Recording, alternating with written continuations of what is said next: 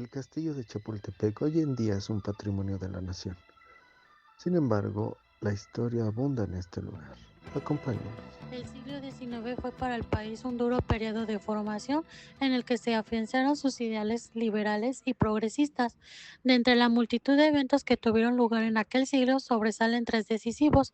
En 1846 a 1848, la pérdida de la mitad del territorio como resultado de la invasión estadounidense que definió el actual perfil geográfico de México. Más tarde, con la victoria de Benito Juárez sobre Maximiliano en 1867, el país entró de lleno en la senda republicana y constitucional. Por último, el Porfiriato de 1876 a 1911 significó el reconocimiento internacional del país y el impulso inicial de su modernización económica. Como escenario de todos estos acontecimientos, el castillo de Chapultepec siempre tuvo un papel relevante.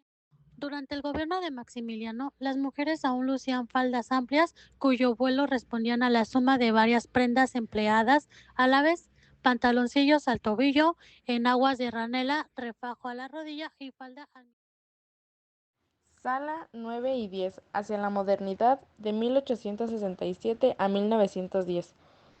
El proyecto republicano liberal triunfó sobre el Segundo Imperio y se consolidó en las siguientes décadas, hasta que fue puesto en tela de juicio en 1910.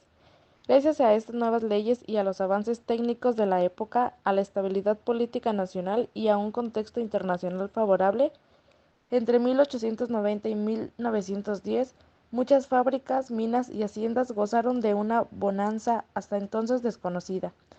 Se garantizó la seguridad en la inversión de capitales, se reordenó la hacienda pública y se fundaron los primeros bancos. En esta sala se exploraron los gobiernos de Benito Juárez, Sebastián Lerdo de Tejada, Manuel González y Porfirio Díaz, y sus consecuencias en la vida política del país. Maximiliano Miravalle, Fernando Maximiliano José fue el segundo hijo del príncipe Francisco Carlos, hijo de Francisco, emperador de Austria. Como varón de la Casa de Habsburgo, Maximiliano fue educado bajo el lema de la familia: Austria es imperare orbi universo. Austria imperará sobre todo el universo. En su juventud, Maximiliano se desempeñó como oficial de la Marina de Guerra y luego fue nombrado gobernador general de Lombardia y Venecia. En el puerto de Trieste, Maximiliano construyó el castillo de sus sueños, al que llamó Miramar. Cuando conoció Chapultepec, decidió llamar Miravalle a su nuevo palacio, en cuyas terrazas podría dedicarse a leer y escribir tanto decretos y otras disposiciones como su correspondencia oficial y personal. Dos continentes aislados. Sala 1. Separados por un océano, los habitantes de Europa y del continente que más tarde se llamaría América no se conocieron sino hasta finales del siglo XV. En 1492 se encontraron por primera vez en contacto, lo que marcó el inicio de una nueva etapa de la historia universal. Las horas de ocio. Al margen de los asuntos de Estado, los habitantes de la residencia buscaban momentos de esparciamiento y diversión. En el Alcázar, los gobernantes mataban el tiempo con una partida de boliche o de billar, o sostenían con sus invitados un encuentro de naipes o de ajedrez. Los tapices que adornaban la sala representan personajes dedicados al juego del trompo, el valero, el badminton y los bolos. Fueron realizados en Francia y regalados por Napoleón III a Maximiliano con motivo de su cumpleaños, que se celebra el 6 de julio. En esta sala amueblada y decorada con piezas de procedencia china, japonesa y de las compañías indias holandesas, el humo del tabaco y el espíritu del licor creaban una atmósfera propicia para discutir las cuestiones que ocupaban las mentes de los invitados a la residencia presidencial. Tras compartir una mesa abundante, mientras las mujeres se retiraban a tratar asuntos domésticos y a comentar las noticias de sociedad, los hombres solían reunirse a resolver los problemas de sus negocios y de los destinos del país. El gobernante a la mesa. Compartir el alimento significa integrar al invitado en el ámbito familiar y es común que los momentos relevantes de la vida individual se celebren con un comité a la vez íntimo y festivo. Al presidir la mesa, el gobernante hace gala de su generosidad y refuerza su carácter de padre de familia. La chimenea y los aparadores de este comedor fueron realizados por el artista Pedro Telles Toledo por órdenes del presidente Díaz, quien encargó la decoración del salón al escultor Epitacio Calvo. Sala 11 y 12, siglo XX, 1910. Para muchos historiadores, el siglo XX en México se inició en 1910. La nueva Constitución, proclamada el 5 de febrero de 1917, marcaría el devenir político y social en México a lo largo de la centuria.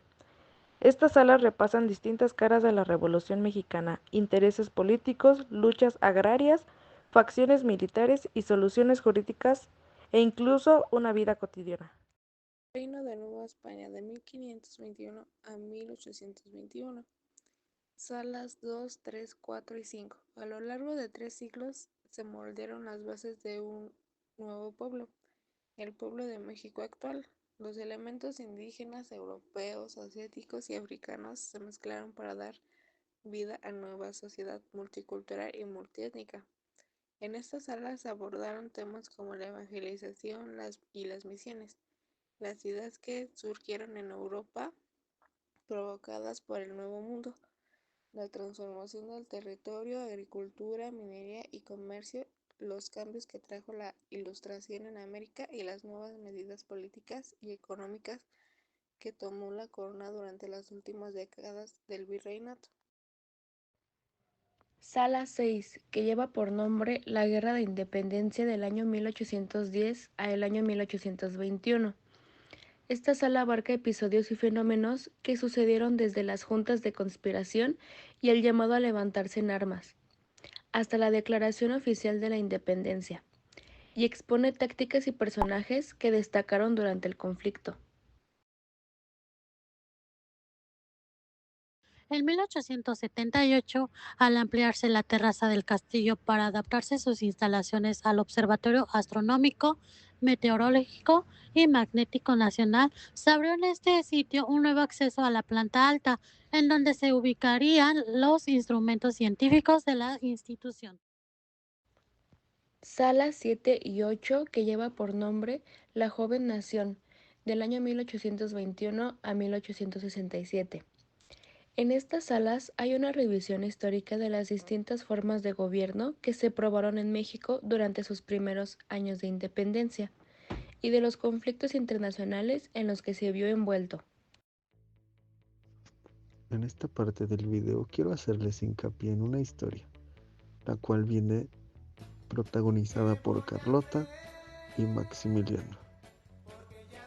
Cuenta que la habitación de Carlota daba directamente hacia Reforma, antes de que ésta estuviera construida, y de ahí vienen los celos, ya que debido a esto, Carlota tenía acceso completo a observar la carroza que traía Maximiliano de vuelta a casa. Y pues, ¿quién no ha sido celoso en su vida? Napoleón III obsequió a Maximiliano la sala de madera de Avellano estilo Luis XV, en cuyas tapicerías de gabelino de Aubuso se reproducen escenas de las fábulas escritas por Jean de La Fontaine. La recuperación del palacio. Entre las distintas residencias de Maximiliano estaba el Palacio Imperial, que hoy en día es el Nacional, el de Chapultepec y la Quinta Borda en Cuernavaca. Cada una de ellas fue decorada con tapices, alfombras, vajillas y ornamentos europeos, cuya adquisición significó gastos excesivos para las arcas personales y públicas.